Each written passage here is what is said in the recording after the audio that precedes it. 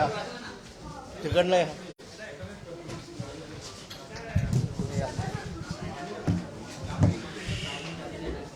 हो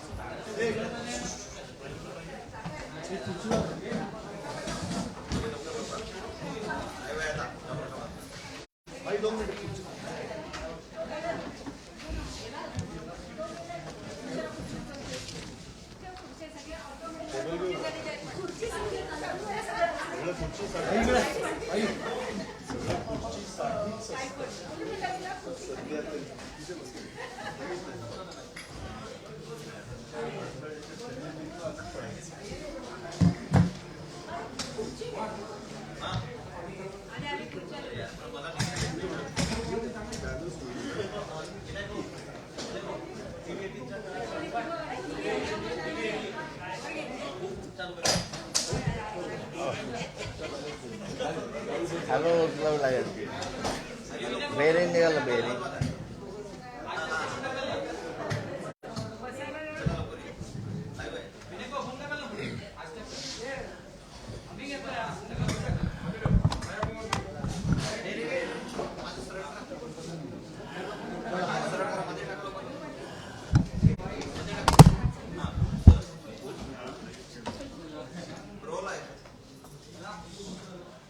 सर्वोच्च न्यायालयानं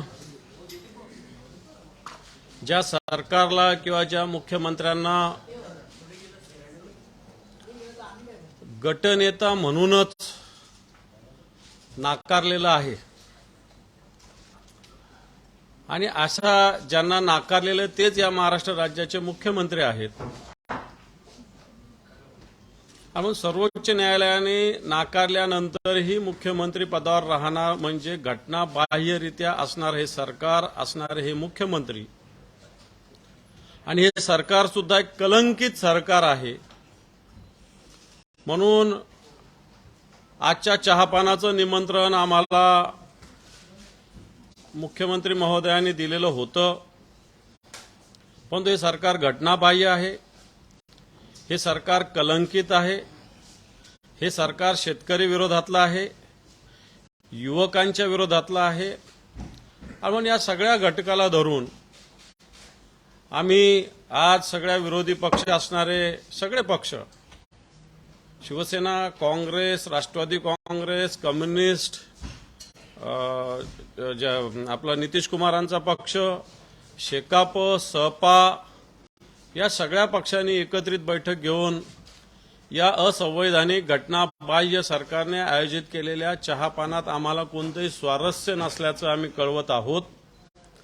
अर्थात चहापानावर आम्ही बहिष्कार घातलेला आहे. कारण जर संपूर्ण महाराष्ट्राची स्थिती जर बघितली तर सगळ्यात आधी जर शेतकऱ्यांची परिस्थिती बघितली की मागच्या अधिवेशनात कांद्याला 350 रुपये जाहीर केले होते, तेही 31 मार्च पर्यंतचे अनुदान, हे 1 रुपया सुद्धा अनुदान सरकारने अजून शेतकऱ्यांना दिलेलं नाही. उलट कित्येक शेतकऱ्यांचं जे रजिस्ट्रेशन हे कॅन्सल करण्याचा प्रकार घडलेला आहे.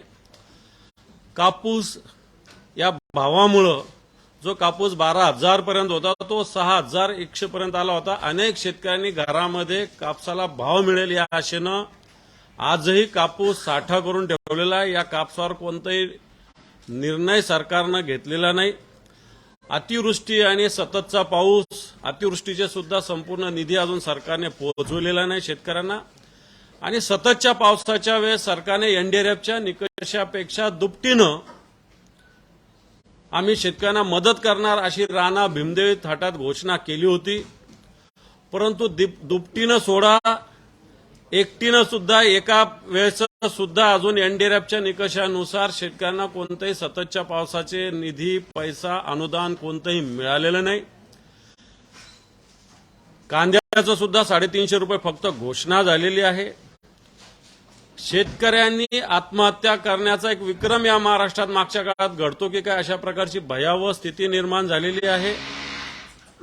एक प्रकारे जर विचार केला तर मागच्या 13 महिन्यामध्ये जवळपास 1250च्या वर आत्महत्या या महाराष्ट्रामध्ये घडलेले आहे. थांबा थोडं. ते बाहेर उठून तरी ते मशीन लावलेलं दिसतंय. थोडं वेळ बंद करू. कारण मुख्यमंत्र्यांनी असं सांगितलं होतं, घटनाबाह्य मुख्यमंत्र्यांनी, की हा महाराष्ट्रातील शेतकऱ्यांची आत्महत्या रोखणं माझी प्राथमिकता असेल. परंतु मराठवाडा, विदर्भ, काय कोकणामध्ये सुद्धा, पश्चिम महाराष्ट्रामध्ये, उत्तर महाराष्ट्रामध्ये सुद्धा आत्महत्या झालेल्या आहे शेतकऱ्यांच्या. कोकणात सुद्धा 4 शेतकऱ्यांनी आत्महत्या केलेली आहे. आणि म्हणून प्राथमिकता आपली ज्या विषयाला होती त्यात हे सरकार पूर्णपणे सपशेल अपयशी ठरलेलं आहे. आणि म्हणून हे सरकार शेतकऱ्याच्या विरोधातलं आहे. कायदा सुव्यवस्थेचा बोजवारा या सरकारने उडविलेला आहे. कारण अनेक खून घडलेले, माता भगिनीवर अत्याचार घडलेला आहे. इथं हॉस्टेलमध्ये एका विद्यार्थिनीवर बलात्कार करून खून घडला. कर्वे नावाचा जो एका महिलेवर घडलेला अत्याचार आपल्याला चांगला माहिती आहे, साने नावाच्या व्यक्तीनं केलेला. रायगडावर एका एमपीएससी झालेल्या युवतीचा खून केला गेलेला आहे. पुण्यामध्ये दिवसा ढवळ्या कोयत्यानं खून करण्याचा प्रयत्न केला. आणि भयावह, सगळ्यात महत्वाचं, की नागपूरमध्ये मी मागच्या आठवड्यात गेलो होतो, तिथं जे गावठी कट्टे म्हणजे पिस्तुलाचे, हे विकण्याचं प्रमाण सगळ्यात जास्त महाराष्ट्रामध्ये नागपूरमध्ये आहे. म्हणून कायदा आणि सुव्यवस्थेच्या दृष्टीनं जर बघितलं तर या महाराष्ट्रामध्ये दिवसा ढवळ्या खून घडतायत. सरकार पुरस्कृत जातीय दंगली सुद्धा या महाराष्ट्रात मागच्या काळात घडलेल्या आहे. अकोल्यामध्ये दंगल घडली, शेवगावमध्ये घडली, संभाजीनगरमध्ये घडली, संगमनेरमध्ये घडली, कोल्हापूरमध्ये घडली. आणि या सगळ्या दंगली जर बघितल्या तर या सरकारने घडविलेल्या आहे की काय, अशा प्रकारची स्थिती कायदा सुव्यवस्थेची सुद्धा या महाराष्ट्रात निर्माण झालेली आहे. हे सगळं कमी पडलं की काय म्हणून सरकारच्या मंत्र्यावर भ्रष्टाचाराचे आरोप झालेले आहेत.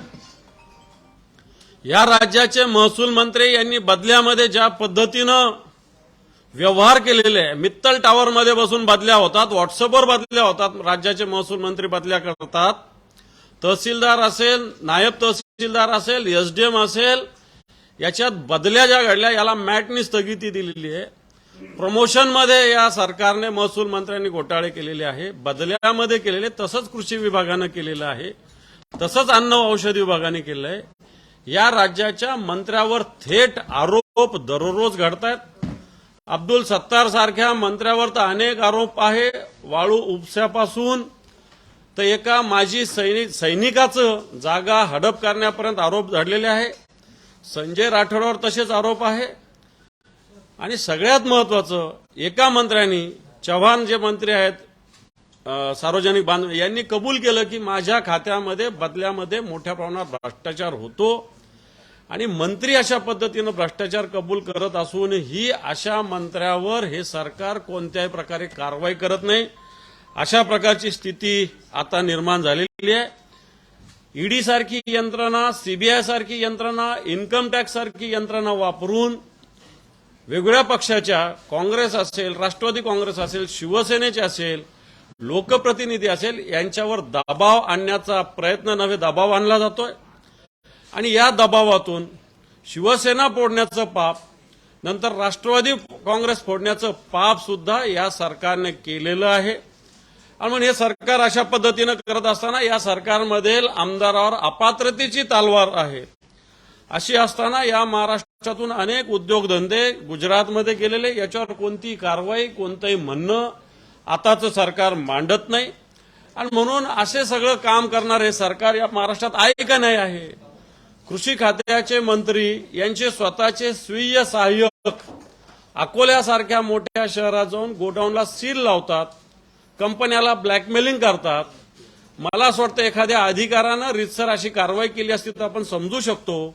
परंतु एका खात्याच्या मंत्र्याचे स्वीय सहाय्यक अशा पद्धतीनं काम करतात. मला असं वाटतं अतिशय ही गोष्ट दुर्भाग्यपूर्ण आहे. मराठा आरक्षण, ओबीसीचं आरक्षण, धनगर आरक्षणावर या सरकारने राणा भीमदेवी थाटाच्या घोषणा केल्या होत्या. आमचं सरकार येऊ द्या, मराठ्यांना 4 दिवसात आरक्षण देऊ, अशा प्रकारच्या वल्गना केल्या होत्या. आमचं सरकार येऊ द्या, धनगरांना 24 तासात आरक्षण देऊ, अशा प्रकारच्या घोषणा केल्या होत्या. आणि म्हणून अशा पद्धतीनं सगळ्या सामाजिक घटकावर सुद्धा अन्याय या ठिकाणी घडलेला आहे. हे कमी पडलं की काय अन्यायाचं, म्हणून एक समृद्धी मार्ग सारखा जो महामार्ग आहे या ठिकाणी मागच्या 4-6 महिन्याच्या काळात जे अपघात घडलेले हे सुद्धा आपल्याला दुर्लक्षित करता येणार नाही. कारण हा समृद्धी मार्ग अजूनही पूर्ण झालेला नाही. कोणत्याही सुविधा या रस्त्यावर नाही. 15 दिवसापूर्वी 25 लोक घेऊन जाणारी बसची जी दुर्घटना घडली, परत त्याच्यानंतर काही नियंत्रण येईल अशा प्रकारचं जर वाटलं तर त्याच्यानंतर लगेच दुसऱ्या दिवशी, लगेच तिसऱ्या दिवशी दररोज या समृद्धी महामार्गावर अपघात घडतात. समृद्धी महामार्गाचा दर्जा, समृद्धी महामार्गात झालेला भ्रष्टाचार आणि समृद्धी महामार्गाच्या सोयीसुविधा जर बघितल्या तर या सरकारने हा समृद्धी महामार्ग जनतेचा जीव घेण्यासाठी निर्माण केला की काय अशा प्रकारची स्थिती निर्माण झालेली आहे. हे सगळं होत असताना खारघरमध्ये जी घटना घडली होती, ज्येष्ठ निरूपणकार आचार्य धर्माधिकारी या काळात उष्माघातानं ज्या नागरिकांचं, जे सेवेकऱ्यांचा मृत्यू झाला होता, निश्चित अशा प्रकारे महाराष्ट्र भूषण पुरस्कार दिला याच्याविषयी आम्हाला आनंद आहे. परंतु ज्या सांस्कृतिक खात्याला या कार्यक्रमाच्या नियोजनाची जबाबदारी दिली होती, जवळपास 16 कोटी रुपये कार्यक्रमावर खर्च केलेले असताना अशा पद्धतीनं निरूपणकारांना मानणाऱ्या जे सेवेकरी त्यांचा जो मृत्यू झाला याच्यावर अजून कोणतीही कारवाई घडलेली नाही. याच्याविषयी समिती नेमली होती. या समितीला पुन्हा एकदा मुदतवाढ देण्याचं काम या सरकारने केले. म्हणजे थोडक्यात अशा पद्धतीनं झालेले मृत्यूला हे सरकार एक प्रकारे या मृत्यूला वाचा फोडली पाहिजे, या मृत्यूचा तपास झाला पाहिजे, याच्यावर जबाबदार अधिकाऱ्यावर कारवाई झाली पाहिजे. परंतु हे कुठेही घडलेलं नाही. आणि म्हणून या सरकारने ज्या पद्धतीनं शिवसेना फोडण्याचं पाप केलं, ज्या पद्धतीनं राष्ट्रवादी काँग्रेस फोडून एक पाप केलेलं आहे, आणि म्हणून असं हे सरकार हे कलंकित सरकार आहे. या कलंकित सरकारबरोबर आम्ही सगळे पक्ष कोणीही चहापान घेऊ शकत नाही. आणि म्हणून या चहापानात आम्हाला कोणतंही स्वारस्य नसल्याचं आम्ही या महाराष्ट्राच्या मुख्यमंत्र्यांना कळविलेलं आहे.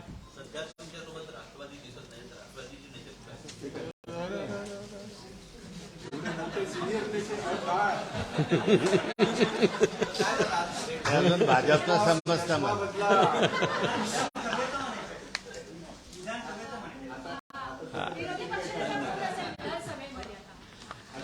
मला असं वाटतं आम्ही आता आमची भूमिका विरोधी पक्ष म्हणून या सगळ्या महाराष्ट्राची स्थिती याविषयी आम्ही विशद केलेली आहे. विरोधी पक्षनेता कोण असेल, काय असेल, मला वाटतं हा विषय विधिमंडळातच ठरेल. त्याच्याविषयी योग्य त्या कायदेशीर बाबी आहेत, त्याच्यानुसार योग्य तो निर्णय होईल.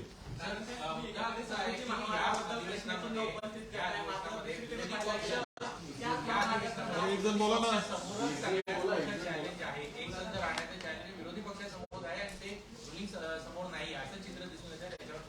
सगळे विरोधी पक्ष आज सोबत होते, कम्युनिस्ट पार्टी सुद्धा होती. आम्ही तिन्ही पक्ष तर आहोतच. नंतर नितीश कुमारांच्या पक्षाचे कपिल पाटील साहेब होते. शेकाप जयंत पाटलांचा एका काही खाजगी कार्यक्रमात ते त्यांच्या वाढदिवसाच्या निमित्तानं वेगळे उपक्रम चालू आहेत, त्याच्यात ते आहेत. आणि म्हणून विरोधी पक्ष एक संघ आहे. आणि निश्चित असं समजायची गरज नाही आमची संख्या कमी झाली. या संख्येमध्ये सुद्धा, कारण या महाराष्ट्राने लाखो लोक औरंगजेब घेऊन आला होता इकडं, त्याला हजारो छत्रपती शिवरायांच्या 1000 लोकांनी सुद्धा प्रत्युत्तर दिलेलं आहे. वेडात लढले वीर साथ याचा सुद्धा इतिहास आपल्याला माहिती आहे. त्यामुळे संख्येवर जाऊ नका. एवढे मोठे मोठे नेते सगळे, मला वाटतं हे सगळे नेते निश्चित या सरकारला पाणी पाजल्याशिवाय राहणार नाही.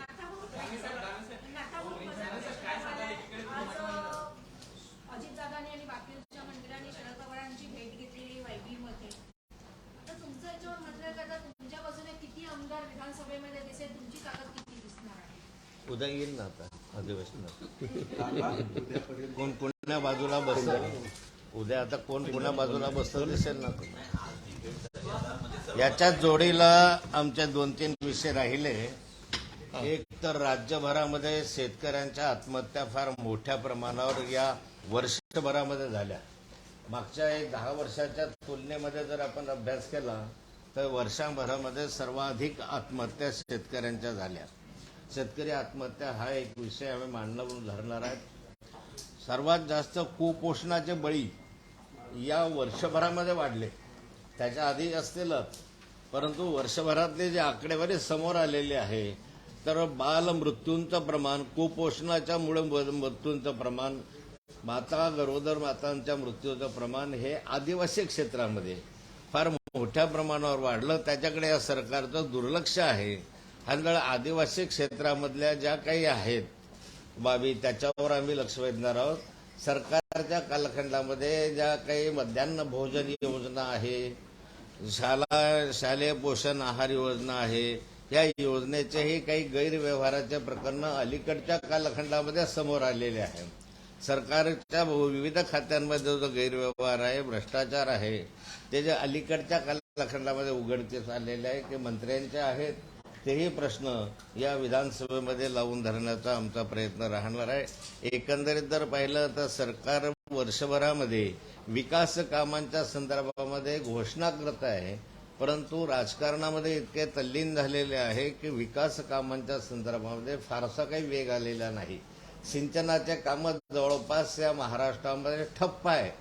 म्हणजे 2%, 1% जरी सिंचन वाढलं असेल तरी आनंद आहे, परंतु ते 1% सुद्धा सिंचन याच्यामध्ये वाढू शकलेलं नाही, कारण त्याच्याकडे पैसाच उपलब्ध झालेला नाही.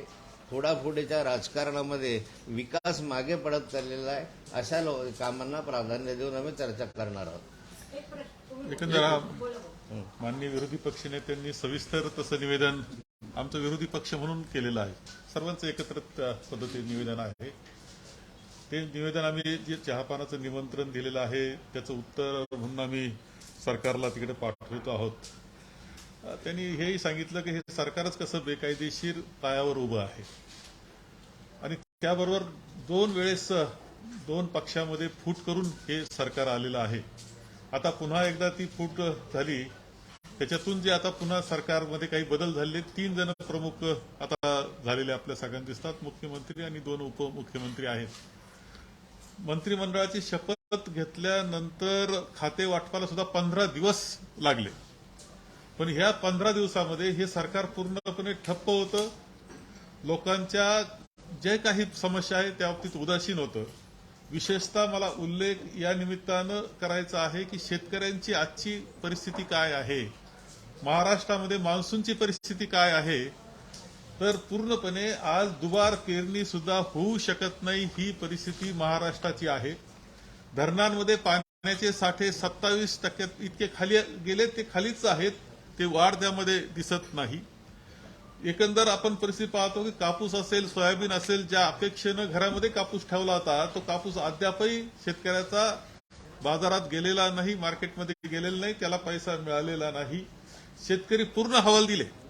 या व्यतिरिक्त सुद्धा अतिवृष्टीमुळे, गारपिटीमुळे जे काही मदतीच्या घोषणा करण्यात आल्या त्या घोषणा सुद्धा मदती झालेली नाही. एवढंच नाही तर कर्जमाफीमध्ये दिलासा म्हणून काही द्यायचे होते की 2 लाखापेक्षा जादा ज्यांचं कर्ज आहे त्यांना त्यांच्यासाठी नियमित भरण्यासाठी त्या रकमा सुद्धा गेलेल्या नाही अशी अवस्था आहे. काही घोषणा अगोदर केल्या होत्या तर कांद्याच्या त्यावेळच्या शेतकऱ्याला जे आपण 350 रुपये अनुदान देऊ ती रक्कम सुद्धा पोहोचलेली नाही. म्हणजे घोषणा मोठ्या आहेत, अंमलबजावणी बिलकुल नाही. शेतकऱ्याकडे पूर्णपणे उदासीनतेने पाहिले जाते. उलट याचा दुष्काळाचा परिणाम शहरी भागामध्ये सुद्धा खूप दिसतो आहे आणि त्याच्यामुळे महागाई वाढलेली आहे. संपूर्णपणे मध्यमवर्गीयाचं सुद्धा जे खर्चाचा हिशोब असतो तो आता कोलमडून पडलेला दिसतोय महिन्याचा सुद्धा. ही अवस्था झालेली आहे तरी सरकारचं लक्ष नाही. उलट अनेक ठिकाणी चोऱ्या माऱ्या वाढलेल्या आहेत. गृह खातं पूर्णपणे उदासीन आहे. राजकारणाकरता दंगली घडून आणण्याचा प्रयत्न चाललेले काही शहर आपल्याला दिसत आहेत. अंमली पदार्थाची तस्करी वाढलेली पूर्णपणे दिसते आहे. एवढंच नाही तर सगळ्यात गंभीर गोष्ट आणि आपल्या चॅनल्सला दाखवलं, सगळीकडे चर्चा आहे की 6 महिन्यामध्ये 5,000 पेक्षा जादा स्त्रिया गायब झाल्या, मुली स्त्रिया गायब झाल्याची घटना घडते आहे या राज्यामध्ये. कधी नाही ते अभूतपूर्व अशा प्रकारची ही परिस्थिती आहे आणि याकडे कुठेही लक्ष या सरकारचं नाही. सरकार आता ते खाते वाटप, एक्सपान्शन, ते आमदारांना सांभाळा यामध्ये पूर्णपणे गुंतलेलं आहे. आणि यामुळं अनेक प्रश्न जे माननीय विरोधी पक्ष नेत्यांनी सांगितलेले अनेक प्रश्न आहेत आणि जे काही थोडं काम चाललेलं दिसतं ते भ्रष्टाचाराकरता चाललेलं अशा प्रकारची परिस्थिती आहे. आणि म्हणून हे अशा प्रकारचं जे सरकार आहे त्यांचं जे चहाचं निमंत्रण आहे ते आम्ही त्यावर नाकारतो आहोत आणि त्यावर बहिष्कार टाकतो आहोत. नोटीस देण्यात आली की तुम्ही जे आरोप केले आहेत त्याचे पुरावे सादर करावे म्हणून. संजय राऊतांनी पण असेच आरोप केले होते मुख्यमंत्र्यांवर, पण क्राईम ब्रांचकडनं मुंबई पोलिसांकडून नोटीस देण्यात आली की तुम्ही पुरावे सादर करा आणि तुमचा जबाब नको. नाही, ठीक आहे, ते मला त्यातले बारकावे माहीत नसल्यामुळे आता इथे बोलणं योग्य होणार नाही. काम करत नाही सरकार, तर एवढं काम करतंय. सरकार आपल्या दारी कार्यक्रम आहे, इतका मोठा खर्च करतंय आणि सगळीकडे लोक गर्दीने त्यांच्या बैठकांना जात आहे आणि आपण सरकार आपल्या दारीची खरी परिस्थिती आमचा तुम्हाला माहिती असं राजस्व अभियान म्हणून माझ्या काळामध्ये मी केलं होतं आणि दाखले शाळेत वाटले गेले होते. सरकार आपल्या दारी आहे, खर्च प्रचंड आहे, आउटपुट काय लोकांना गोळा करतात, आणतात आणि पुन्हा घरी परत पाठवलं जातं. आणतानी गाड्या आहेत, जातानी पायी जात आहेत लोक घरी. ही सगळी राज्याची परिस्थिती आहे. प्रचंड खर्च त्याच्यावर करत असताना दिसतंय. सर्वात महत्वाचं म्हणजे शासन आपल्या दारी हा कार्यक्रम जाहीर केला जातो. जाहीर केल्यानंतर त्या ठिकाणी यंत्रणा कामाला लागते, सगळ्या व्यवस्था होतात, टेंट घातले जातात, सगळे घातले जातात आणि नंतर ते कार्यक्रम वेळेवर रद्द केले जातात आणि 15 दिवसांनी घेऊ, वाढदिवसांनी घेऊ असं सांगितलं जातं. अनाठाई खर्च यामध्ये फार मोठ्या प्रमाणावर होऊन राहिलेला आहे. शासन आपल्या दारी करत असताना तुम्ही निश्चित वेळेत जर ठरलं असेल तर त्यावेळेस तुम्ही जा. म्हणजे शेकडो लोकांना कामाला लावायचं, टेंट लावायचे, कोट्यवधीचा खर्च करायचा आणि नंतर मुख्यमंत्री पक्ष बदलायला, खाते वाटपाला दिल्लीला गेलेत, हे गेले, त्याच्या राजकीय कारणासाठी असे कार्यक्रम पुढे ढकलायचे हे काही योग्य नाही आहे. विनाकारण खर्च त्याच्यामध्ये होतो आहे आणि निव्वळ शासन आपल्या दारी हा त्यांचा एक दिखावा आहे. आपलं एक शक्ती प्रदर्शन करण्याच्या हेतूने हे सगळं चालतं आहे. जळगावलाही आम्ही पाहिलं तर त्या ठिकाणी निम्मे खुर्च्या तर खालीच होत्या, पण माणसं आणले गेले, ते उपाशीच राहिले, त्यांना काही जेवण नाही, काही नाही, अशा रीतीने तर पायी गेले. तर असं कशासाठी करताय? स्वतःहून कार्यक्रमाला लोक आले पाहिजे.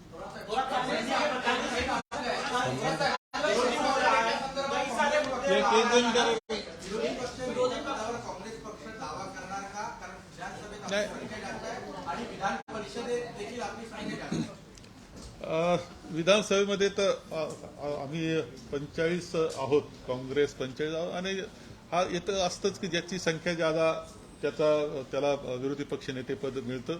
त्यामुळं विरोधी पक्ष पदावर आम्ही विधानसभेमध्ये दावा करतो आहोत. विधान परिषदेच्या बाबतीत अद्याप आम्ही काही विचार केलेला नाही.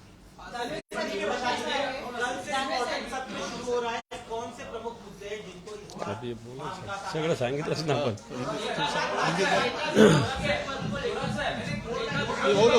बोलू ना आपण, एक बोलू ना. हिंदीत सांगा.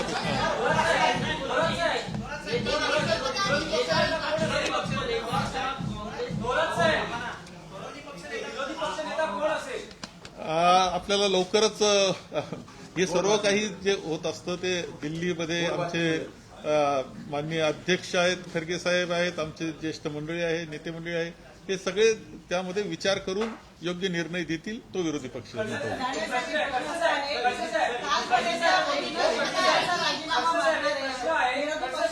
अजितदादा पवार हे नेहमी 50 खोके एकदम ओके म्हणायचे. आता 50 खोके एकदम ओके झाल्यामुळे यांनी पक्षप्रवेश केला का? आणि दुसरा प्रश्न असा आहे की ईडीचा धाक असल्यामुळे यांनी पक्षप्रवेश केला, काय सांगणार? मला असं वाटतं अधिवेशनात या सगळ्या विषयावर बोलू, सगळे विषय आम्ही सांगू. अजितदादा काय घोषणा देत होते, त्यांचे फोटो कसे होते, ते गाजर कोणाला दाखवत होते, ते टमाटे कोणाला देत होते, कांदे कोणाला देत होते अजितदादा पवार, हे सगळं आम्ही दाखवू 3 आठवड्याचं अधिवेशन आहे. थँक्यू, धन्यवाद.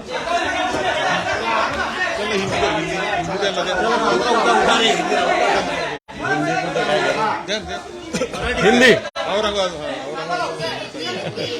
एक मिनिट मी फक्त आता हिंदीत देतो कारण आता बरीच चर्चा झाली.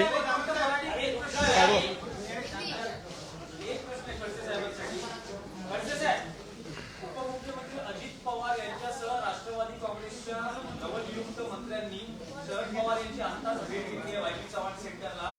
आशीर्वाद घेण्यासाठी ते भेटलेले आहेत आणि पक्ष एकसंघ राहावा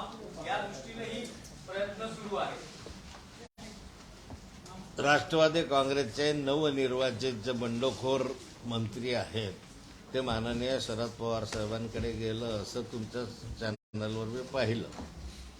माझ्या माहितीप्रमाणे माननीय शरद पवार साहेबांशी त्यांची चर्चा झाली, परंतु शरद पवार साहेबांनी त्यावर कोणतीही प्रतिक्रिया व्यक्त केलेली नाही. पवार साहेबांच्या आशीर्वादासाठी गेलेत असं प्रफुल्ल पटेल यांनी मीडियासमोर सांगितलं. एवढंच मला माहिती. सुप्रीम कोर्ट ने जिनको ग्रुप लीडर बोल के भी नकारा है, वो आज महाराष्ट्र के सीएम है. इसका मतलब असंवैधानिक सीएम इस महाराष्ट्र में है.